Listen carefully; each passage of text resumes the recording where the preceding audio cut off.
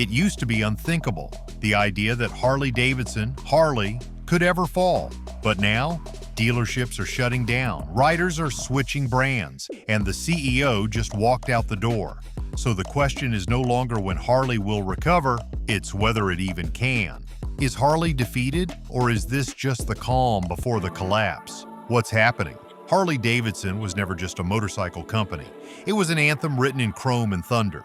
To ride a Harley was to believe in something. Freedom, rebellion, grit. The name wasn't just printed on bikes, it was tattooed on skin. It roared down Route 66. It flew like a flag at Sturgis. It spoke to every man and woman who ever looked at the horizon and thought, I want to go there on my own terms. For over 100 years, Harley held a kind of mythic status in the American imagination.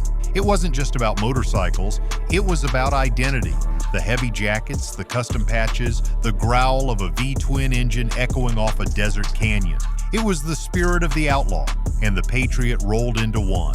It stood for self-determination, for non-conformity, for that distinctly American love of the open road and the middle finger. But myths don't last forever, especially when no one's left to tell the story. Today, something has changed. That roaring, rebellious soul has gone quiet. Younger riders aren't dreaming of their first Harley. They're buying used Hondas or saving up for an Indian Scout. The once thriving Harley Owners Group chapters have emptied. Dealerships that used to host packed weekend rides now struggle to get a dozen riders together. Harley isn't just facing a sales problem, it's facing a meaning problem.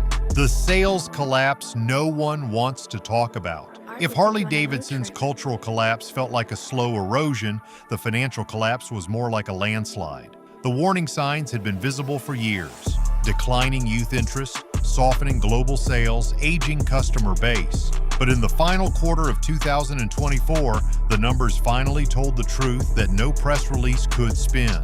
Revenue in Q1 dropped by 35% compared to the same quarter a year earlier. That wasn't a dip, that was a cliff. And it wasn't just seasonal slowdown or one bad product cycle, it was systemic. Full-year profits declined by 11%, missing every internal and investor forecast by a mile. The damage wasn't isolated, it was spreading. Dealerships across the country began shuttering, especially in rural towns that once treated Harley shops like sacred ground. In Wisconsin, Missouri, Arizona, longtime anchor stores that had survived every economic cycle since the 80s quietly closed their doors. Staff were laid off, service centers went dark, and communities lost not just a business, but a piece of themselves. The stock reflected the pain. Over the past decade, Harley's stock performance has fallen more than 40%, despite temporary rebounds fueled by electric bike announcements or nostalgia-fueled marketing. Compared to Tesla, which saw a sharp one-year decline, Harley's stock bled out slowly. Investors didn't panic, they just left. Even Harley-Davidson Financial Services, the company's in-house lender, began to falter.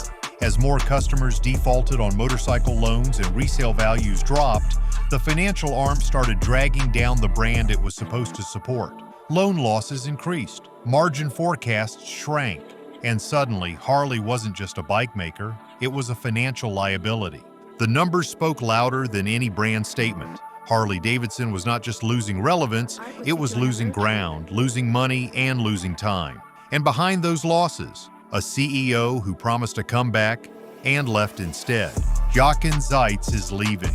But is that too late? When Jochen Zeitz was named CEO in 2020, he was supposed to be the outsider who could fix everything. He wasn't just a businessman, he was the man who had revived Puma from near death in the 90s. The Harley board saw him as a clean break, a strategist, a visionary. But Jochen wasn't Harley. He came from the world of shoes and fashion, not blue jeans and gasoline. And while his track record in branding and global repositioning was impressive, his connection to the American motorcycling heartland was paper thin. He had ridden motorcycles before. He had sat on Harley's board since 2007, but to many riders, he never felt like one of them.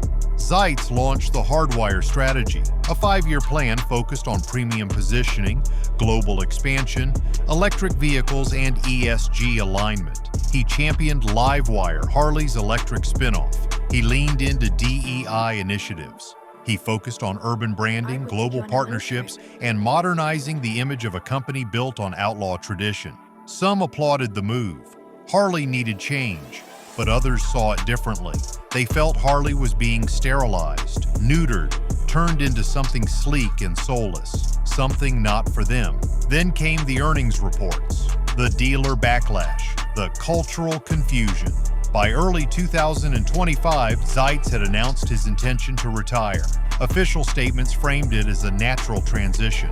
5 years of foundational leadership, they said, but the timing told a different story.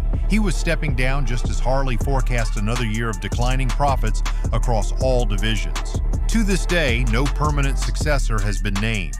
The board is still hunting. Interim leadership is holding the wheel, but Harley is adrift. Its most consequential CEO since the AMF era is gone. And his legacy?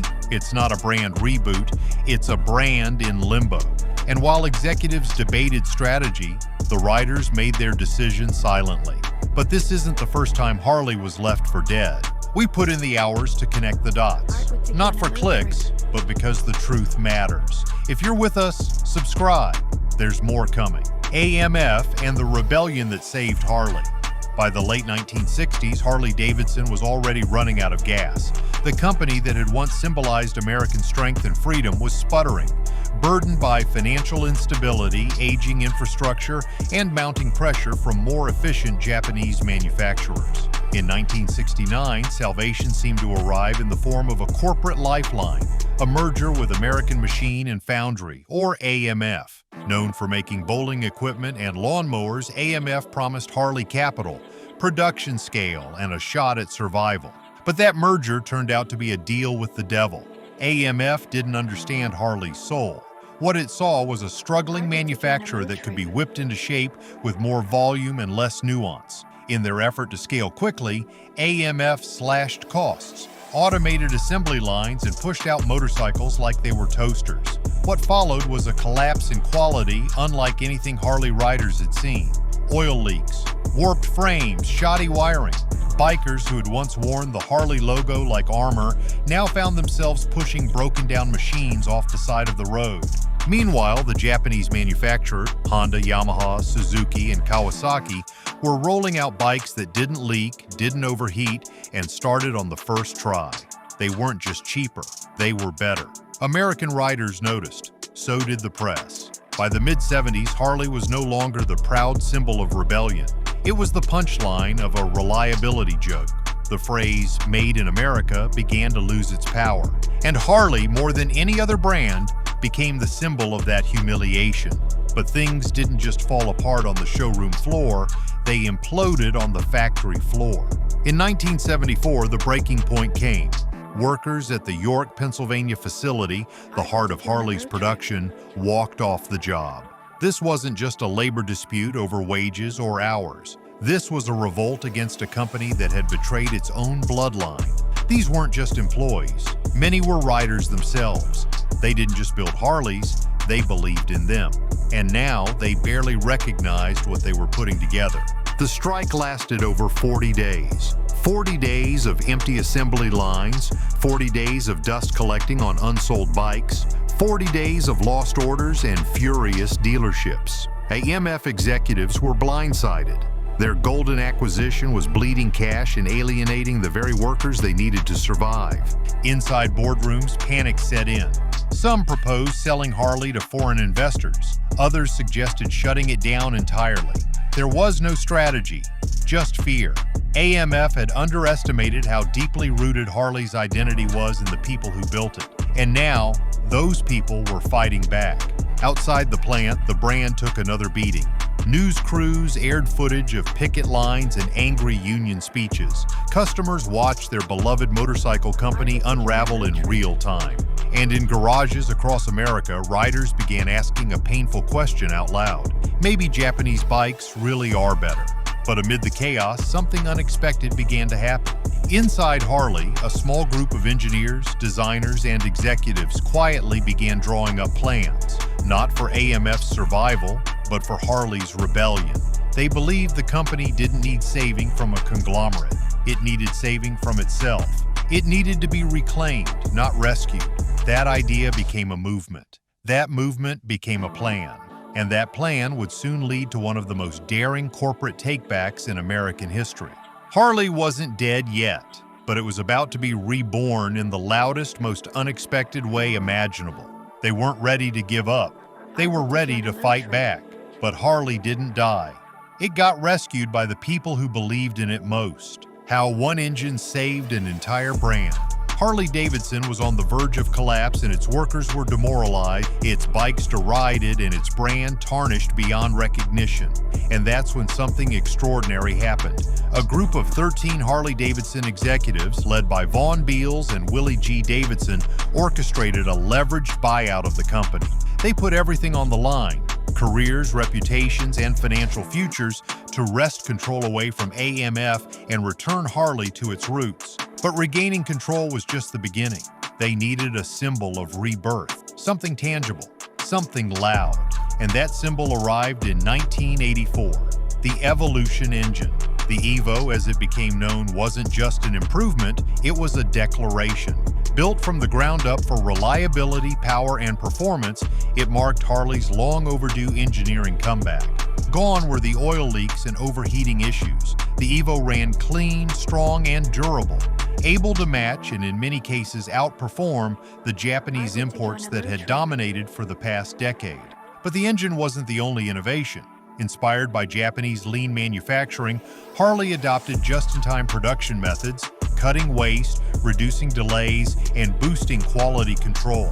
Suddenly, Harley was no longer a punchline, it was a problem for its competitors. Dealers returned, riders returned. Even the media, once critical, began publishing stories of Harley's unlikely comeback. And with every Evo engine that rumbled down a highway, a message was sent. Harley was back. But perhaps most importantly, pride returned to the factory floor.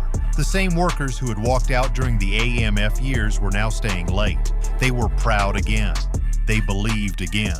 And that belief translated into motorcycles that felt handcrafted, not churned out. The Evo era didn't just stabilize Harley, it redefined it. The company that had been days away from vanishing was now a symbol of American grit and redemption. But technology wasn't enough. Harley needed to become a religion, and that magic carried them for decades, until they broke it themselves. When strategy ignores the streets, there's a difference between building a motorcycle and building a spreadsheet. In 2020, Harley-Davidson rolled out the Rewire, a corporate overhaul designed to stabilize the company. It focused on cost-cutting, trimming down overseas operations, and reducing complexity in the product line.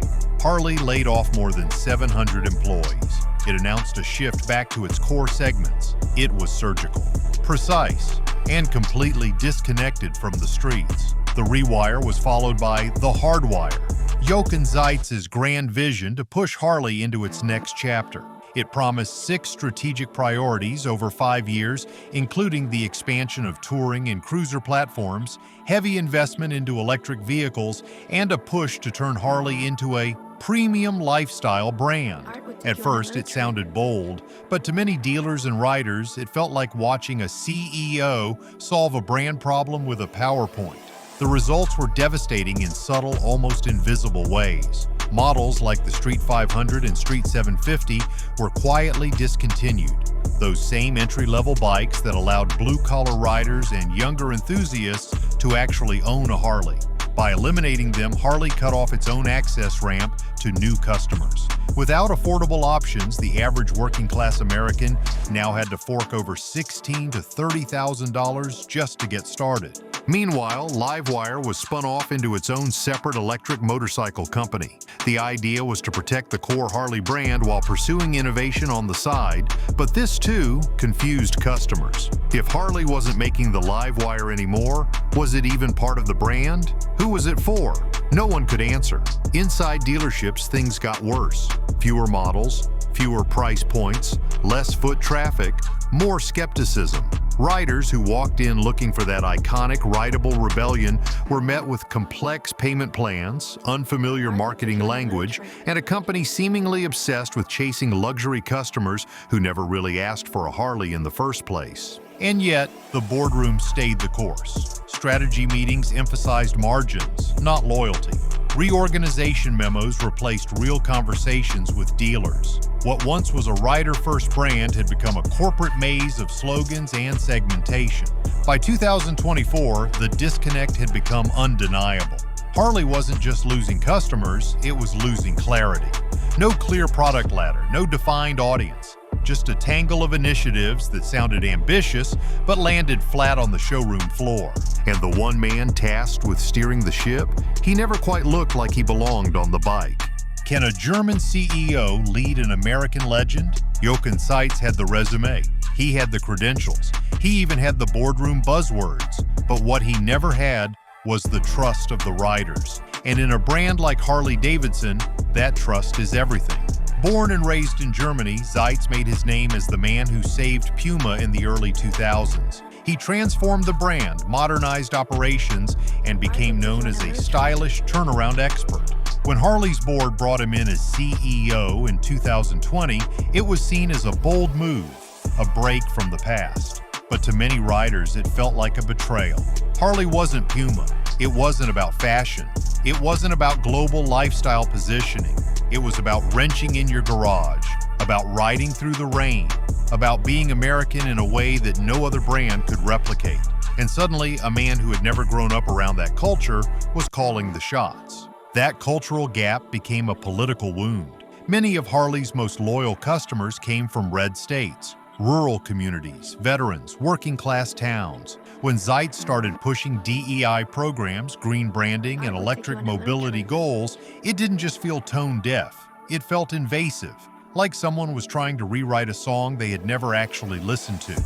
Dealers complained that headquarters was out of touch. Riders started calling Harley the corporate bike. Forum posts accused the brand of selling out. Even Harley's merchandising started to feel less like rebellion and more like retail. The question wasn't just, can he save the company? It became, does he even get it? And over time, even Seitz seemed to sense that maybe the answer was no. He announced his retirement in 2025, but by then the damage was already done. And while Harley stalled, its rivals went full throttle. Indian's revenge. How America's other icon took the crown. It wasn't supposed to happen like this. For over 100 years, Harley-Davidson reigned supreme, not just as a motorcycle manufacturer, but as a cultural monolith. It represented American rebellion, chrome-streaked freedom, and the thundering roar of an open highway. For decades, Indian motorcycle was the underdog, a nostalgic footnote in Harley's long and loud history. But something changed. Quietly, methodically, and almost poetically, Indian did the unthinkable. It beat Harley at its own game. At the center of this comeback story is the Indian Scout, a bike that didn't just compete with Harley's Sportster, it outclassed it. The Scout brought sleek design, aggressive engineering, and raw performance without sacrificing heritage. It had what Harley used to offer but no longer did: soul without sloppiness. Riders who once would have chosen a Sportster without question suddenly found themselves straddling a Scout and realizing it felt like the bike they had always wanted Harley to build. The Indian FTR took things even further. While Harley was sinking time and capital into the ill-fated Livewire and shrinking its lineup, Indian launched a street machine rooted in American flat-track racing DNA. The FTR wasn't a direct competitor to any Harley, it was a warning shot. It showed the world that Indian wasn't just here to chase Harley's legacy, it was building one of its own. But Indian's strategy wasn't built on hype, it was built on infrastructure. As Harley closed dealerships across the country, some that had operated for decades, Polaris, Indian's parent company, quietly stepped in. In city after city, Harley signs were replaced by Indian banners. Where there was once nostalgia and tradition, there was now renewal and rebirth. Indian didn't just want market share, it wanted the soul of the American road. Polaris understood something fundamental. Heritage has to evolve.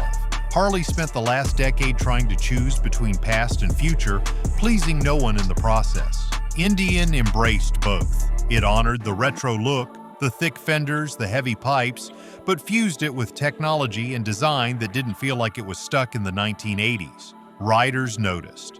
And more importantly, they responded. The numbers told the story. Indian, once considered a boutique alternative, began gaining momentum year after year. Word of mouth spread. YouTube reviewers who once worshipped Harleys began praising Indians. New riders, especially those in their 30s and 40s, didn't feel they had to apologize for choosing a different American brand. In fact, they took pride in it, because Indian didn't just feel like a smart purchase, it felt like a rebellion against Harley itself. And as Harley chased premium pricing, alienated its working-class base, and pivoted toward abstract brand strategies, Indian leaned into the road. It offered performance, price, pride, and a sense of belonging. It became the bike Harley once was. But Indian wasn't the only one capitalizing on Harley's confusion, because across oceans and borders, other players were preparing their own quiet invasions, and they were about to change the global motorcycle landscape forever. Honda, Enfield, and the foreign invasion. Harley-Davidson once looked at foreign brands as competition, not replacements. But somewhere between its obsession with premium image and its strategic disarray, it left a vacuum. A vacuum that global manufacturers were more than happy to fill. And they didn't just compete, they redefined the rules of the road. Start with Royal Enfield. For years, it was considered a niche classic brand with limited global appeal. But by 2023, something unexpected happened. Royal Enfield outsold Harley-Davidson worldwide. It wasn't a fluke, it was the result of strategic precision. Enfield's lineup, simple, durable, and accessible, connected with riders in ways Harley hadn't in years. The classic 350, the Meteor, the Hunter, all bikes that blended retro charm with modern reliability at prices Harley couldn't come close to matching. Then there's Honda. The Rebel 500 and Rebel 1100 began eating into Harley's entry and mid-tier markets. These were bikes that looked good, felt responsive, and didn't require buyers to take out second mortgages. Honda's Goldwing, meanwhile, continued to dominate the luxury touring segment, evolving with time, while Harley's full dressers grew heavier and more expensive. BMW also entered the fray. The R18 Cruiser, a deliberate attempt to mimic Harley's big twin experience, offered German engineering with American styling. It wasn't perfect, but it proved one thing. Other brands could build Harley-like bikes that were often more refined, more efficient, and more reliable. The one thing these global brands all shared was consistency. While Harley spent years chasing identity and flirting with innovation for innovation's sake, companies like Honda, Enfield, and BMW simply delivered. Reliable, affordable, attractive. Each one carried a quiet confidence that Harley had lost somewhere along the highway. Even worse, Harley's Made in America badge had lost its magic. In a globalized industry where even Harley parts were manufactured abroad, patriotic appeal no longer held the same sway. Riders wanted machines they could trust, afford, and enjoy, regardless of where the badge came from. The foreign invasion wasn't loud. It wasn't flashy. It was methodical. It took place in parking lots, on showroom floors, and in the minds of first-time buyers. And it worked. Harley didn't just lose share, it lost relevance. So in a last-ditch effort to reclaim control, Harley turned inward. It made one final move, a gambit that might be its last. Harley's final gambit, and why it may not work. Every empire has its desperate hour. For Harley-Davidson, that hour is now. With Jochen Zeitz stepping down in 2025, the company is scrambling to reset the narrative. The problem? There may be no narrative left to salvage. Internally, Harley's board has initiated a CEO search, signaling that fresh leadership might chart a new path forward. But the criteria seem uncertain. Do they want another outsider to modernize the brand? Or someone rooted in Harley's legacy to restore what's been lost? No one seems to agree. And the clock is ticking. Externally, Harley has begun teasing what looks like a throwback strategy. Rumors swirl of a knucklehead revival, a return to the Evolution engine, and even reissues of legendary frames like the FXR. The plan is clear. Get back to basics, revive the magic, and win back the disillusioned core. But can nostalgia fix a structural problem? The press releases sound promising. The social media posts are polished. But on the ground, the results are shaky. Dealerships are still closing. Young riders are still hesitant. The Livewire brand is bleeding cash, and Harley's core touring models remain out of reach for most American buyers. Even Harley's own forecasts paint a grim picture. In 2025, every major division, motorcycle sales, financial services, even parts and merchandise, is projected to decline. The Livewire electric division alone is expected to post an operating loss of up to $80 million on just a few thousand units sold. So what's left? A few reboots, a changing of the guard, and a brand that still doesn't know who it wants to be. If this final push fails, if the new CEO cannot restore faith, if the new models cannot spark desire, then Harley isn't just in trouble. It's done. Because when a legacy brand bets everything on one last throwback, the risk isn't just failure, it's extinction. What if Harley dies? It's a question that used to sound absurd, laughable even, but now it hangs in the air like smoke from a silent engine. What if Harley-Davidson dies? No more Chrome Streak parades at Daytona. No more HOG rides through Redwood Country. No more rumble on the back roads of America. What happens when a cultural institution goes quiet? The impact wouldn't just be economic, though that would be severe. Thousands of dealership employees, factory workers, supply chain vendors, merchandisers, all gone. Communities built around annual Harley events would fade into irrelevance. Tourist towns that depended on rallies would see business evaporate. But deeper than that is what Harley represents. This wasn't just a motorcycle company, it was rebellion. It was blue-collar pride. It was the middle finger on two wheels. It was Americana bottled and sold in steel and leather. If Harley disappears, a part of American identity goes with it. Because Harley always stood for something bigger than the bike. It stood for the idea that freedom could be felt between your legs, under an open sky, without permission. It was a statement. And statements like that are rare in a world increasingly dominated by screens, silence, and sameness. Harley's legacy is hanging by a thread. So what do you think? Can it still be saved? Drop your take in the comments. And if you're into stories like this, hit like and subscribe. We've got more coming.